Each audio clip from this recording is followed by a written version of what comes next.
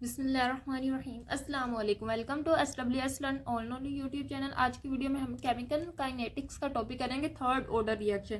Third order reaction के 3 cases होते हैं, जबकि इसमें 3 रिएक्टेंट होते हैं। तो अगर तीनों रिएक्टेंट की कंसंट्रेशन सेम हो तो उसको हम कहते हैं third order reaction when initial concentration of all reactants are same. अगर 2 रिएक्टेंट की कंसंट्रेशन सेम और एक की मुख्तलिफ हो तो हम कहेंगे third order reaction with initial concentration of 2 reactant are same. और तीसरे की क्या होगी, ऑब्वियसली डिफरेंट होगी। और अगर तीनों की डिफरेंट हो तो हम कहेंगे third order reaction when initial concentration of all reactant are different. अब हम ये वाला केस करने लगे जिसमें 2 रिएक्टेंट्स सेम हो। अब देखो 3 रिएक्टेंट, सपोज मैं एक रिएक्शन ले रही हूँ, उसमें A B C 3 रिएक्टेंट है, तीनों मिलके प्रोडक्ट बना रहे। अब ये क्या थर्ड ऑर्डर रिएक्शन, क्यों? क्योंकि ये तीनों रिएक्टेंट के कंसंट्रेशन पे डिपेंड कर रहा है। अब इसकी कंसंट्रेशन भी A है और B की कंसंट्रेशन भी A है, दोनों की कंसंट्रेशन सेम होगी, यानी 2 रिएक्टेंट की कंसंट्रेशन सेम हो चुकी है। और तीसरे की कंसंट्रेशन लगा लो B है।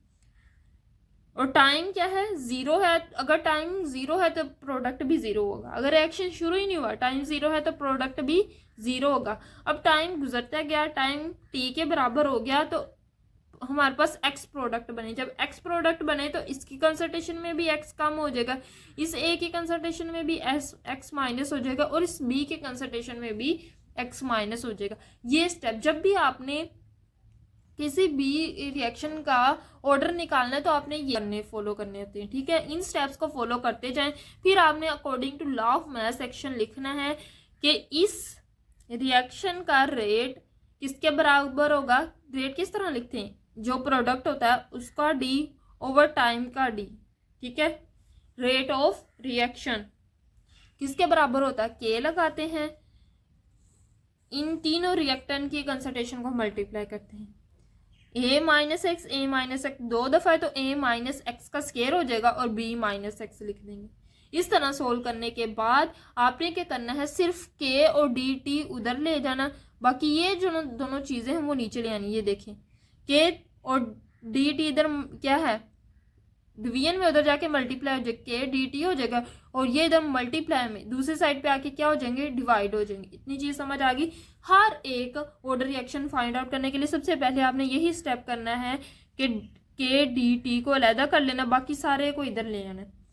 बाद में आपने क्या करना है, इंटीग्रेट करना है। इतना काम करने के बाद इंटीग्रेट करना है। इंटीग्रेशन दोनों की तरफ इंटीग्रेशन का साइन लगाया। अब ये देखो इसकी इंटीग्रेशन क्या होगी, सिंपल K DT की इंटीग्रे इधर क्या है 1, तो 1 की क्या होगी T और ये K वैसे का वैसे ही, ठीक है। जिसका डिफरेंशियल और अंदर क्या है 1, जिसका डिफरेंशियल होगा वही होगा। T का डिफरेंशियल है तो T ही आएगा। T को K से मल्टीप्लाई करें तो KT हो जाएगा। और जब हम इंटीग्रेशन कर लेते हैं, जब हम इनडेफिनेट तो कांस्टेंट ऑफ इंटीग्रेशन लगाते हैं, इसको कहते हैं कांस्टेंट ऑफ इंटीग्रेशन। क्या कहते हैं, कांस्टेंट ऑफ इंटीग्रेशन, ठीक है। ये आपने याद रखना है। अब इधर वाली जो साइड है इसको हम इजीली इंटीग्रेट नहीं कर सकते, क्योंकि इसका एक ही मेथड होता है बाय पार्शियल फ्रैक्शन, तो उसी मेथड से हम इसको सोल्व करेंगे। सिंपल अभी तक आपको समझ आए कि हमने क्या किया। सिंपल अभी तक हमने इस इक्वेशन को बनाने के बाद इंटीग्रेट करना है। इंटीग्रेट करने के बाद इधर वाली साइड को हम पार्शियल फ्रैक्शन से इंटीग्रेट करने लगे। अब पार्शियल फ्रैक्शन से किस तरह करेंगे, सिंपल अभी इंटीग्रेट और dx को हटा दो, अभी सिर्फ 1 ओवर A माइनस एक्स का स्क्वायर B माइनस एक्स लिख लो। हम बाद में इंटीग्रेशन भी लगाएंगे, dx भी लगाएंगे सोल्व करने के लिए। पहले इसको सिंपल पार्शियल फ्रैक्शन से सोल्व करने की कोशिश करते हैं। अब देखो इसको किस तरह लिखेंगे, A माइनस एक्स का स्क्वायर B माइनस एक्स, तो किसके बराबर होगा, A over A minus x. एक दफा A माइनस एक्स लिखेंगे, फिर A माइनस एक्स का स्क्वायर लिखेंगे, ठीक है। जब भी कहीं स्क्वायर हो तो हम उसकी पार्शियल फ्रैक्शन किस तरह करेंगे, पहले सिंपल लिखेंगे A over A minus x, फिर plus B over A minus x का स्क्वायर लिखेंगे, ठीक है। Then plus C B minus x आ जाएगा। अब हम क्या करेंगे, इसको वैसे ही लिख लेंगे, इसका एलसीएम ले लेंगे। एलसीएम लिया तो A माइनस एक्स का स्क्वायर और B माइनस एक्स आ जाएगा। अब क्या होगा, इधर A माइनस एक्स एक है तो A 2 दफा A माइनस एक्स आना चाहिए, एक है तो एक लिखेंगे a माइनस एक्स और एक b माइनस एक्स लिख देंगे, प्लस इधर a माइनस एक्स का स्क्वायर है, क्या नहीं है b माइनस एक्स, तो b के साथ b माइनस एक्स लिख देंगे, प्लस c के नीचे क्या है b माइनस एक्स है लेकिन क्या नहीं है a माइनस एक्स का स्क्वायर, तो इधर क्या लिख देंगे a माइनस एक्स का स्क्वायर। अब इसको सोल्व करेंगे, सिंपल ये वाला जो स्टेप है हमने एलसीएम लेके उसको सोल्व करने की कोशिश की है। अब ये देखो इसमें क्या होगा कि ये चीज़ इस चीज़ से कैंसिल हो जाएगी, इधर क्या बचेगा 1 और इज इक्वल टू a, ये पूरी की पूरी लाइन उठा के हमने इधर लिख दिया, ठीक है। अब सबसे पहले हम क्या करेंगे, b माइनस एक्स को पार्शियल फ्रैक्शन इसी तरह सोल्व करते हैं, किसी एक को उठा के उसको 0 के बराबर रखते हैं और अपनी इक्वेशन, इस इक्वेशन को इक्वेशन 3 का नाम दे दें, अपनी इक्वेशन में पुट करते हैं, ठीक है। अब ये देखो b माइनस एक्स को 0 के बराबर रखेंगे, ठीक है, तो b की वैल्यू किसके बराबर, x की वैल्यू किसके बराबर आएगी b के, हम हमेशा x की वैल्यू निकालते हैं, तो x की वैल्यू क्या है b, तो हम अपनी इक्वेशन 3 में जहाँ जहाँ x है वहाँ वहाँ b पुट कर देंगे, ठीक है, जहाँ जहाँ x है वहाँ वहाँ b पुट कर देंगे।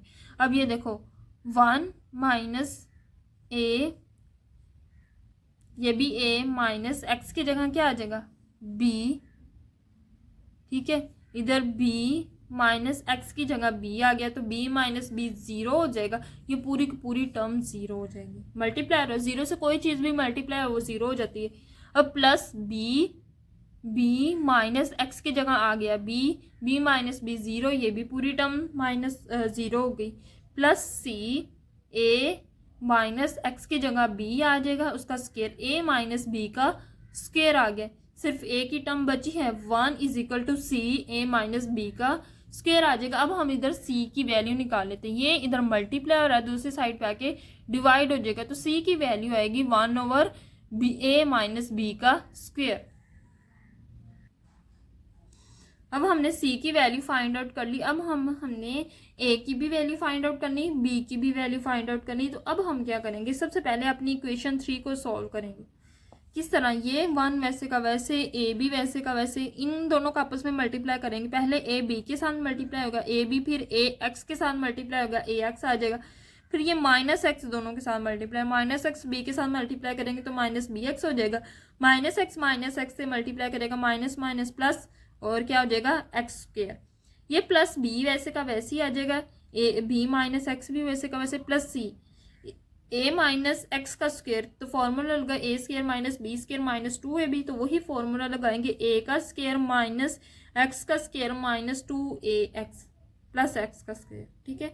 तो ये हमने अपनी इक्वेशन 3 को सोल्व किया है, सिंपली आपस में मल्टीप्लाई किया है, ये फॉर्मूला खोला है। अब हम क्या करेंगे, 1 a को सबके अंदर सबको सब से मल्टीप्लाई कर देंगे, a को सबसे मल्टीप्लाई कर देंगे, b को भी मल्टीप्लाई कर देंगे, c को भी, a को a b से मल्टीप्लाई किया, a को माइनस ए एक्स से मल्टीप्लाई किया तो माइनस ए एक्स हो जाएगा, a को माइनस बी एक्स से मल्टीप्लाई किया तो माइनस ए बी एक्स हो जाएगा, प्लस a को एक्स स्क्वायर से मल्टीप्लाई करेंगे a एक्स स्क्वायर हो जाएगा, प्लस b से मल्टीप्लाई हुआ माइनस बी एक्स से मल्टीप्लाई हुआ, प्लस c a स्क्वायर से मल्टीप्लाई हुआ, प्लस c एक्स स्क्वायर से मल्टीप्लाई हुआ, प्लस प्लस माइनस माइनस हो जाएगा, तो c किसके साथ मल्टीप्लाई हुआ 2ax, तो क्या हो गया 2cax बन जाएगा। अब हम इसको मजीद सोल्व करते हैं, इसको इस इक्वेशन को कह दो इक्वेशन नंबर 4। अब हमने इसको कंपेयर करना है, कंपेयर करने के बाद हम अपनी a और b की वैल्यू फाइंड आउट करेंगे, c की तो हमने फाइंड कर ली है। अब किस तरह, सबसे पहले हम एक्स स्क्वायर वाले को कंपेयर करेंगे, कंपेयर करने का मकसद ये होता है इधर वाली जो एक्स स्क्वायर वाली वैल्यू उनको लिखना है और जो इधर वाली एक्स स्क्वायर की वैल्यू उनको लिखना है। अब इधर तो एक्स स्क्वायर की कोई वैल्यू नहीं है, तो मतलब 0 इज इक्वल टू, इधर देखो कौन कौन सी a है, a आ जाएगा, एक्स स्क्वायर नहीं साथ लिखना, सिर्फ वो वैल्यू लिखनी है जिनके साथ है, जैसे a के साथ है तो सिर्फ a लिखा हमने। अब इधर और देखिए किसके साथ है, c के साथ, तो प्लस c लिख लेंगे। अब हम क्या करेंगे, c की जगह c की वैल्यू पुट करेंगे, क्या है 1 ओवर a माइनस बी का स्क्वायर, तो हम c की जगह 1 ओवर a माइनस बी का स्क्वायर पुट करेंगे। सिंपल हमने c की जगह उसकी वैल्यू पुट कर दी। अब हमने क्या करना है, a की वैल्यू फाइंड आउट करनी है, ये इधर प्लस हो रहा है इधर जाके माइनस हो जाएगा, तो a की वैल्यू क्या आ जाएगी -1 ओवर a माइनस बी का स्क्वायर। अब हमने क्या करना है, एक्स वाले कोफिशिएंट को कंपेयर करना है। अब इसमें एक्स वाले कौन से, इधर एक्स वाला कोई नहीं है, इधर इस साइड पे आ जाएगा 0, 0 इज इक्वल टू एक्स वाले अभी हम कंपेयर कर रहे हैं। तो और कौन सा एक्स वाला, माइनस ए, तो लिखेंगे माइनस ए आया। और कौन सा है, माइनस ए बी लिखेंगे। और कौन सा एक्स वाला, माइनस बी, ये वाला। और इसके अलावा और देखो, ये देखो -2ca, तो -2ca ये भी एक्स वाला। तो ये हमारी एक इक्वेशन बन गई जिसको हम एक्स वाले कोफिशिएंट को कंपेयर करने से हमारे पास ये इक्वेशन आई थी। अब हमने क्या करना है, ये इसमें से a कॉमन है तो माइनस ए कॉमन ले लेंगे, इधर क्या बचेगा a प्लस बी। ये माइनस है, जब माइनस बाहर कॉमन लेंगे तो अंदर का साइन चेंज हो जाएगा, प्लस में कन्वर्ट हो जाएगा। और ये इक्वेशन वैसे के वैसे लिखेंगे। अब हम क्या करेंगे, इस इक्वेशन में a की जगह a की वैल्यू पुट करेंगे, c की जगह c की वैल्यू पुट करेंगे। 0 माइनस a की वैल्यू क्या आई थी, -1/a माइनस बी का स्क्वायर, तो -1/a माइनस बी का स्क्वायर पुट करेंगे। ये a प्लस बी वैसे का वैसे, ये माइनस बी वैसे का वैसे, b की वैल्यू नहीं हमें पता, -2c की जगह 1/a माइनस बी का स्क्वायर। a माइनस में है तो c वाले जो है वो प्लस में है, ये a वैसे का वैसे। 0 ये क्या हो जाएगा, ऊपर मल्टीप्लाई हो जाएगा, a plus B over a minus B का स्क्वायर, ये माइनस बी, ये -2a over a minus B का स्क्वायर हो जाएगा। ये b इधर प्लस में दूसरी साइड, इधर माइनस में दूसरी साइड पे जाके प्लस में हो जाएगी। इधर क्या बचेगा, a plus B over a minus B का square, -2 over a minus B का स्क्वायर। एलसीएम ले लेंगे दोनों के नीचे, a माइनस बी का स्क्वायर है, a माइनस बी का square, a plus B -2a आ जाएगा। सिंपल। अब हम क्या करेंगे, ये देखिए -2a में से a निकालेंगे तो -a बचेगा, और ये b वैसे का वैसे, b minus a over a minus B का स्क्वायर, b की वैल्यू आ चुकी है। अब हमने अपनी इस इक्वेशन में a की जगह a की वैल्यू पुट करनी, b की जगह b की वैल्यू और c की जगह c की वैल्यू। इस इक्वेशन को 1 प्राइम का नाम दे देंगे। सिंपल, हमने a की जगह -1/a माइनस बी का स्क्वायर वैल्यू पुट कर दी, प्लस b की जगह b की वैल्यू क्या है हमारे पास, b माइनस a, तो लिखा b minus a over a minus B का square over a minus B का स्क्वायर, और साथ ये पहले ही चीज़ लिखी हुई थी a माइनस एक्स का स्क्वायर, प्लस a की वैल्यू क्या थी 1/a माइनस बी का स्क्वायर, और साथ उसके साथ क्या लिखा हुआ था, b माइनस एक्स। इक्वेशन में ये b माइनस एक्स पहले लिखा था। सिंपल, ये हमने c की वैल्यू डाली, ये हमने b की, और ये a की वैल्यू पुट की।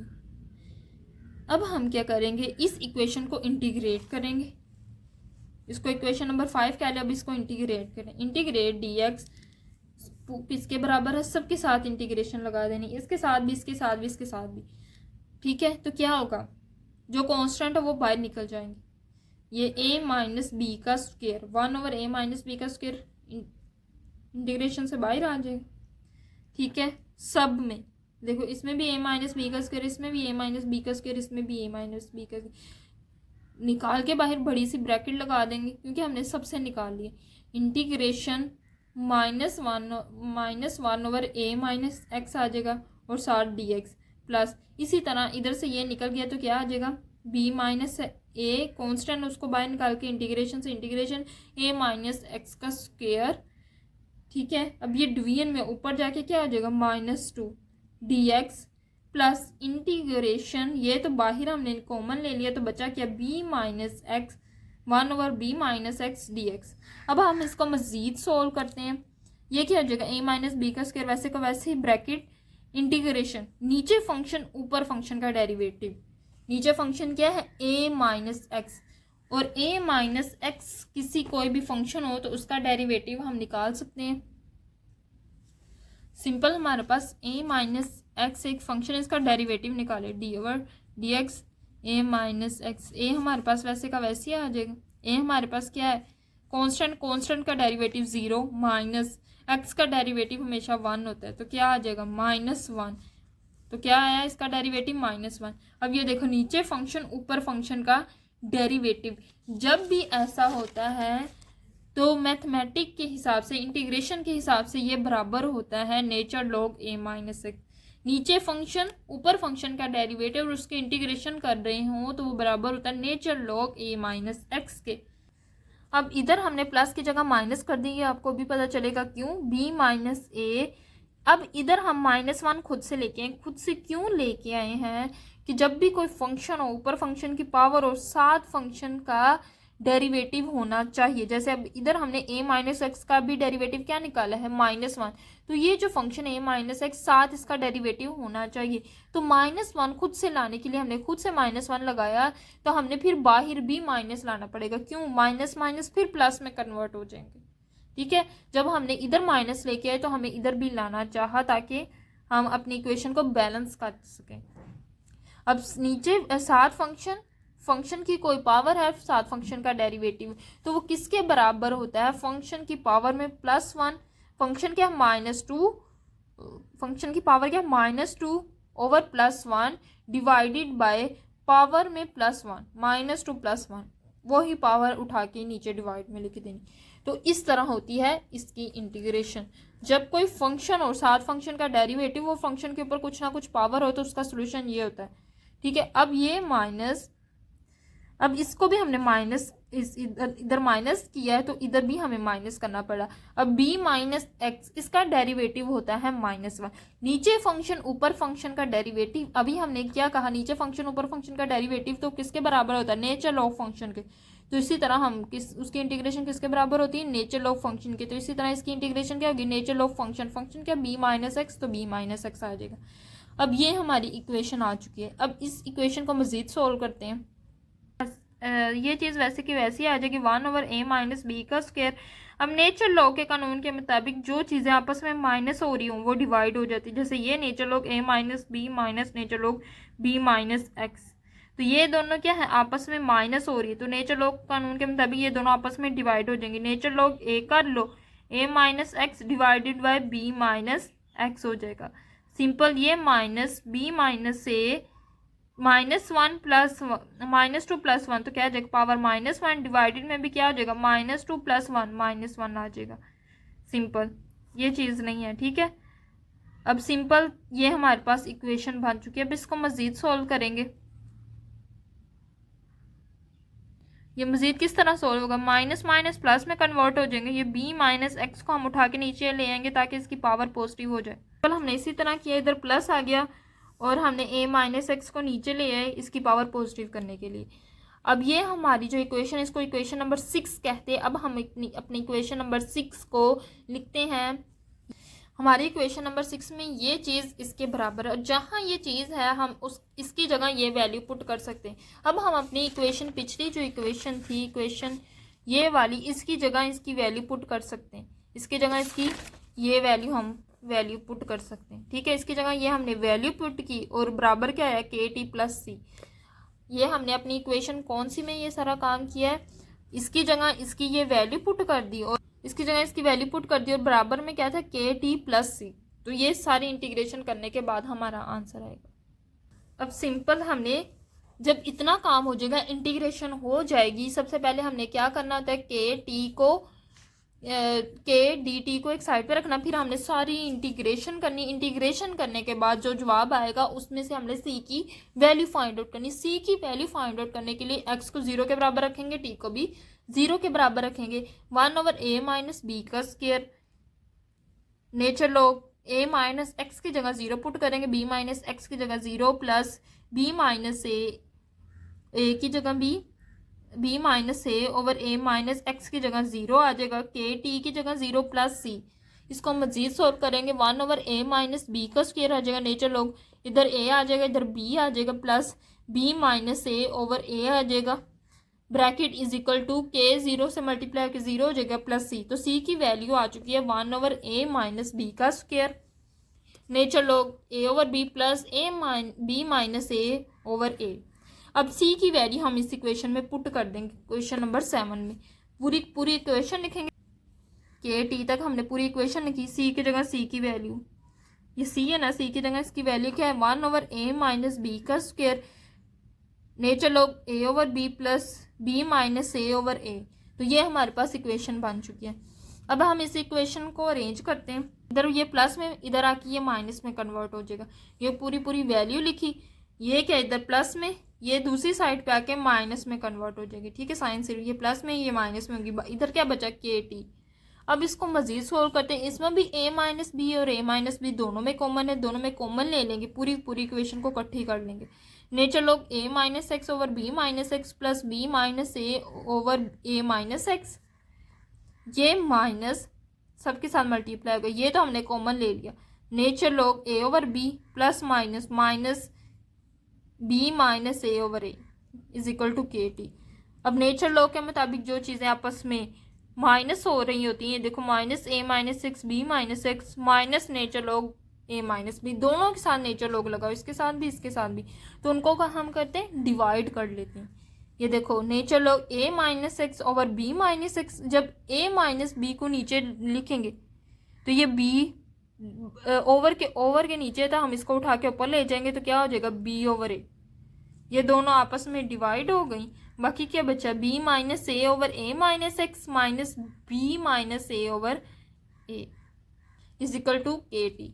ये भी अब हम सिंपल इन दोनों का एलसीएम ले लेंगे, ये भी चीज़ वैसे की वैसी आ जाएगी, ये भी पूरा वैसे की वैसे आ जाएगा, प्लस इन दोनों का एलसीएम ले लेंगे, a माइनस एक्स आ जाएगा। इसके साथ क्या है, a माइनस एक्स है, b माइनस a के साथ क्या है, a माइनस एक्स है, a नहीं है तो साथ a से मल्टीप्लाई कर देंगे, माइनस इधर a है, a माइनस एक्स नहीं है तो a माइनस एक्स के साथ इसको मल्टीप्लाई कर देंगे is equal to k t. अब इसको हम मजीद सोल्व करेंगे। अब ये देखो ये भी वैसे का वैसे आ जाएगा और ये भी चीज़ वैसी की वैसी आ जाएगी, प्लस अब देखो b माइनस ए और b माइनस ए दोनों में कॉमन है, तो हम कॉमन लेके बाकी क्या बचेगा अंदर, ये a माइनस एक्स, तो a minus A minus minus plus x हो जाएगा।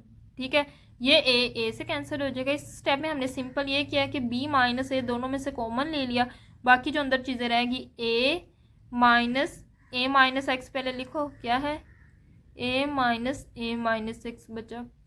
अब ये a वैसे का वैसे ही माइनस ए माइनस माइनस प्लस एक्स हो जाएगा, सिंपल।